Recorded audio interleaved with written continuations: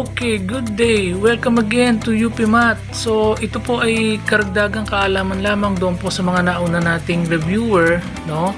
So, sinadya ko pong i-compile yung ating mga road signs and symbols para madali nyo po silang matandaan. So, before we start, pakiunat lang po ang mga kamay at pindutin ang subscription button, pati na po ang notification bell. Marami pong salamat at magsisimula na po tayo. Ang palatandaan na ito ay indikasyon na letter A, may tawiran ng tren sa unahan, letter B, may ilaw trapiko sa unahan, o letter C, may stop na palatandaan sa loob ng 150 metro sa unahan. The correct answer is letter B, may ilaw trapiko sa unahan. Alin sa mga sumusunod ang nakalarawan? Letter A, katapusan ng kalsada, letter B, krus na daan, o letter C, liliko ang kalsada pakaliwa o pakanan. The correct answer is letter C, liliko ang kalsada pakaliwa o pakanan. Hindi ka pinapayagang tumawid sa kabila ng buong dilaw na guhit maliban kung ikaw ay letter A, palikong pakaliwa, letter B, palikong pakanan, o letter C, magpalit ng linya o daan. The correct answer is letter A, palikong pakaliwa. Ang palatandaan na ito ay indikasyon na letter A, manatili sa pinakakanang bahagi ng kalsada, letter B, palapad ang kalsada sa unahan, o letter C, papalupot ang kalsada sa unahan. The correct answer is letter C, papalupot ang kalsada sa unahan. Hindi ka maaaring lumampas sa dilaw o puti na linyang putol-putol. Letter A, kapag ikaw ay kakaliwa. Letter B, kapag ikaw ay mag-overtake sa one-way street. O letter C, kapag ikaw ay magiging balakid sa daloy ng trapiko. The correct answer is letter C, kapag ikaw ay magiging balakid sa daloy ng trapiko. Alin sa mga sumusunod ang nakalarawan? Letter A, maaari lamang dumiko pakaliwa. Letter B, one way ang kalsada sa kaliwa. O letter C, labasan sa kaliwa. The correct answer is letter A, maaari lamang lumiko pakaliwa. Anong kahulugan ng simbolo na pantrapikong kulay pula na tatsulok ang hugis? Letter A, nagtatakda. Letter B, nagbibigay babala. O letter C, nagbibigay impormasyon. The correct answer is letter B, nagbibigay babala. Ang palatandaan na ito ay indikasyon na letter A, school zone. Letter B, lugar tawiran. O letter C, palaruan. The correct answer is letter B, lugar tawiran. Anong ibig sabihin ng berdeng palaso na ilaw trapiko? Letter A, hindi pinapayagan ang pagpasok sa interseksyon na itinuturo ng palaso. Letter B, nagpapahintulot sa mga sasakyan na kumaliwa at kumanan. O letter C, nagpapahintulot sa mga taong tumawid. The correct answer is letter B, nagpapahintulot sa mga sasakyan na kumaliwa at kumanan. Ang mga puting linya sa daan ay letter A, naghahati sa mga lanes na tumatakbo sa isang direksyon. Letter B, naghihiwalay sa trapiko na tumatakbo sa isang direksyon. O letter C, palatandaan na maaaring lumusot ng pakanan o pakaliwa. The correct answer is letter B, naghihiwalay sa trapiko na tumatakbo sa isang direksyon. Alin sa mga sumusunod ang nakalarawan? Letter A, bawal dumaan ng tren. Letter B, daang tren. O letter C, babala ng sanandaan.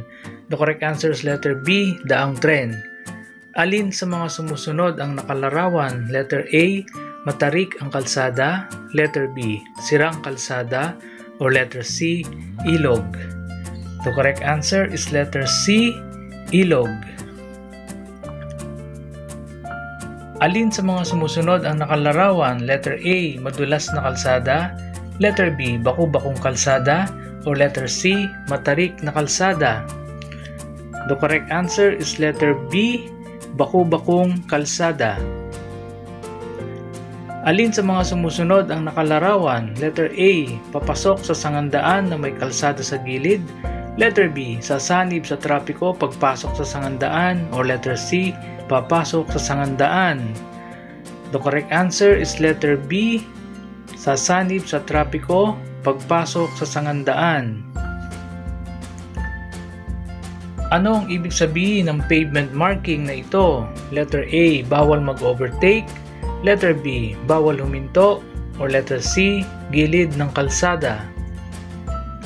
The correct answer is letter C, gilid ng kalsada. Alin sa mga sumusunod ang nakalarawan? Letter A, bawal tumawid ang hayop. Letter B, kulungan ng hayop. Or letter C, tawiran ng hayop. The correct answer is letter C, tawiran ng hayop. Aling larawan ang nagpapakita ng ipinagbabawal sa pag-overtake? Letter A, letter B, or letter C? The correct answer is letter B. Alin sa mga sumusunod ang nakalarawan? Letter A, madulas na kalsada. Letter B, papalaki ang kalsada. O letter C, papaliit ang kalsada. The correct answer is letter C, papaliit ang kalsada. Hindi ka pinapayagang tumawid sa kabila ng buong dilaw na guhit maliban kung ikaw ay letter A, magpapalit ng linya o daan. Letter B, palikong pakanan. O letter C, palikong pakaliwa. The correct answer is letter C, palikong pakaliwa. Ano ang kahulugan ng senyas trapiko na kulay asul at puti na parihaba o parisukat ang hugis? Letter A, nagbibigay impormasyon o kaalaman. Letter B, nag-uutos ng direksyon. Or letter C, nagbibigay babala. The correct answer is letter A, nagbibigay impormasyon o kaalaman.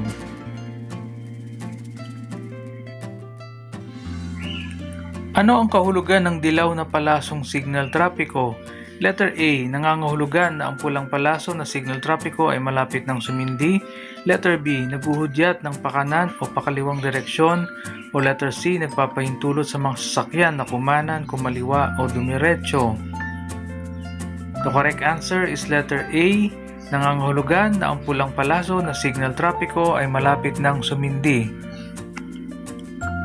Kung ang driver ng sasakyang nasa iyong unahan ay naglabas ng kanyang kaliwang kamay at itinuro ito sa lupa, siya ay letter A, hihinto, letter B, kakanan, o letter C, kakaliwa. The correct answer is letter A, hihinto. Anong ibig sabihin ng dilaw na ilaw na stoplight? Letter A, humanda sa paghinto. Letter B, huminto kapag nagpalit ng pula. O letter C, huminto kung kinakailangan. The correct answer is letter A, humanda sa paghinto. Ano ang nilabag ng rider na ito? Letter A, hindi tamang paggamit ng linya. Letter B, disregarding traffic sign. Or letter C, disobeying traffic sign. The correct answer is letter B, disregarding traffic sign. Kailan madalas makita ang mga ganitong senyas trapiko? Letter A, sa mga tulay. Letter B, sa interseksyon. Letter C, sa mga kurbada. O letter D, sa poste na tawiran ng tao. The correct answer is letter D, sa poste na tawiran ng tao.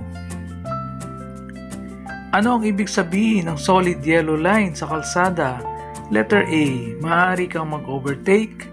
Letter B, ipinagbabawal ang pagpalit ng lane. O letter C, pinapahintulutan ang pag-U-turn. The correct answer is letter B, ipinagbabawal ang pagpalit ng lane. Alin sa mga sumusunod ang nakalarawan? Letter A, matarik ang paakyat na direksyon ng kalsada. Letter B, matarik na kalsada.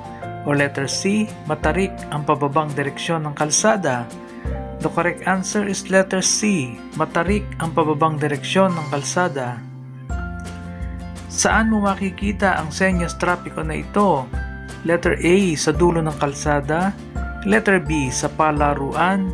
O letter C, sa pook tawiran ng paaralan. The correct answer is letter C, sa pook tawiran ng paaralan. Ano ang kahulugan ng palasong nakapinta sa kalsada? Letter A, sundin ang direksyong tinuturo ng palaso. Letter B, magmarahan. O letter C, maaaring lumipat ng linya. The correct answer is letter A, sundin ang direksyong itinuturo ng palaso. Ano ang kahulugan ng berdeng signal trapiko? Letter A, bagalan ang pagpapatakbo. Letter B, huminto. O letter C, patakbuhin ng tuloy-tuloy ang sasakyan. The correct answer is letter C, patakbuhin ng tuloy-tuloy ang sasakyan. Alin sa mga sumusunod ang nakalarawan? Letter A, baku-bakong kalsada. Letter B, ginagawa ang kalsada. O letter C, madulas ang kalsada. The correct answer is letter B, ginagawa ang kalsada. Ano ang kahulugan ng patay-sinding ilaw na pulang ilaw trapiko? Letter A, bilisan ang pagpapatakbo. Letter B, huminto sa nakatakdang linya. O letter C, huminto sandali at ituloy ang pagpapatakbo kung walang panganib. The correct answer is letter C, huminto sandali at ituloy ang pagpapatakbo kung walang panganib. Alin sa mga sumusunod ang nakalarawan? Letter A, bawal pumasok ang kotse. Letter B, bawal pumasok ang bus. O letter C, bawal pumasok ang truck. The correct answer is letter C, bawal pumasok ang truck. Kung ang driver ng sasakyan na nasa unahan mo ay naglabas ng kaliwang kamay at inunat ito pataas, nakatitiyak ka na siya ay letter A, kakanan, letter B, kakaliwa, o letter C, hihinto. The correct answer is letter A, kakanan. Alin sa mga sumusunod ang nakalarawan? Letter A, delikado ang kurbada sa kanan. Letter B, delikado ang kurbada sa kaliwa. O letter C, delikado ang kurbada sa unahan. The correct answer is letter C, delikado ang kurbada sa unahan.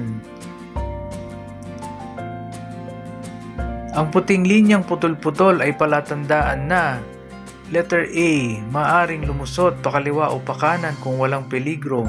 Letter B, ipinagbabawal ang paglusot sa kaliwa. O letter C, ipinagbabawal ang paglusot sa kanan. The correct answer is letter A, maaaring lumusot pakaliwa o pakanan kung walang peligro.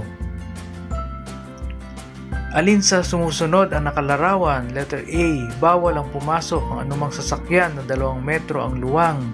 Letter B, bawal pumasok ang anumang sasakyan na hihigit sa 2 metro ang luwang. O letter C, bawal pumasok. The correct answer is letter B, bawal pumasok ang anumang sasakyan na hihigit sa 2 metro ang luwang. Alin sa mga sumusunod ang nakalarawan? Letter A, babala ng sangandaan. Letter B, delikado ang kurbada sa kanan.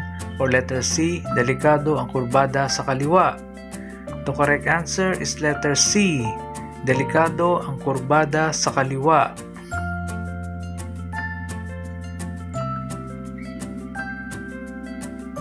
Ano ang kahulugan ng berdeng signal trapiko? Letter A, bagalan ang pagpapatakbo. Letter B, huminto. O letter C, patakbuhin ng tuloy-tuloy ang sasakyan. The correct answer is letter C, patakbuhin ng tuloy-tuloy ang sasakyan. Alin sa mga sumusunod ang nakalarawan? Letter A, nakatagdang haba ng sasakyan. Letter B, ang layo ng susunod na intersection ay 30 kilometers. O letter C, nakatakdang tuli ng sasakyan. The correct answer is letter C, nakatakdang tuli ng sasakyan. Anong ibig sabihin ng senyas trapiko na ito? Letter A, maaari kang magparada sa mga araw na ipinakita. Letter B, walang paradahan kahit kailan. O letter C, walang paradahan mula Lunes hanggang Biyernes. The correct answer is letter C, walang paradahan mula Lunes hanggang Biyernes. Anong ibig sabihin ng senyas trapiko na ito? Letter A, bawal bumusina. Letter B, bawal gumamit ng dehangin na busina. O letter C, bawal pumasok ang mga sasakyang walang busina. The correct answer is letter A, bawal bumusina. Alin sa mga sumusunod ang nakalarawan? Letter A, bawal bumusina. Letter B, bawal pumarada. O letter C, bawal pumasok. The correct answer is letter B, bawal pumarada. Alin sa mga sumusunod ang nakalarawan? Letter A, bawal pumasok ang lahat ng klase ng sasakyan. Letter B, isang direksyon lamang. O letter C, bawal ang lumiko. The correct answer is letter A, bawal pumasok ang lahat ng klase ng sasakyan. Kailangan magbigay ng senyas kung kakanan o kakaliwa ang driver sa darating na interseksyon sa layong. Letter A, 15 metro. Letter B, 30 metro. Or letter C, 60 metro. The correct answer is letter B, 30 metro. Alin sa mga sumusunod ang nakalarawan? Letter A, baku-bakong kalsada. Letter B, madulas ang kalsada. O letter C, matarik ang kalsada. The correct answer is letter B, madulas ang kalsada. Alin sa mga sumusunod ang nakalarawan? Letter A, matarik ang kalsada. Letter B, panganib sa nahuhulog na bato. O letter C, sirang kalsada.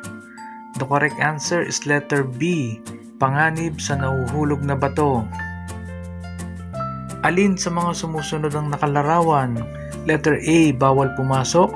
Letter B, magbigay ka. O letter C, huminto ka. The correct answer is letter B, magbigay ka.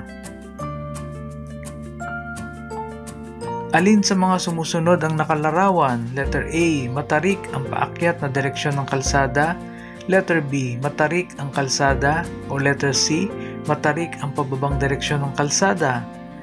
The correct answer is letter A, matarik ang paakyat na direksyon ng kalsada. Alin sa mga sumusunod ang nakalarawan? Letter A, huminto ka. Letter B, bawal pumasok. O letter C, magbigay ka. The correct answer is letter A, huminto ka. Alin sa mga sumusunod ang nakalarawan? Letter A, bawal pumasok ang kotse.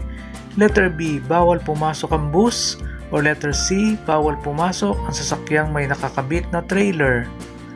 The correct answer is letter C, bawal pumasok ang sasakyang may nakakabit na trailer.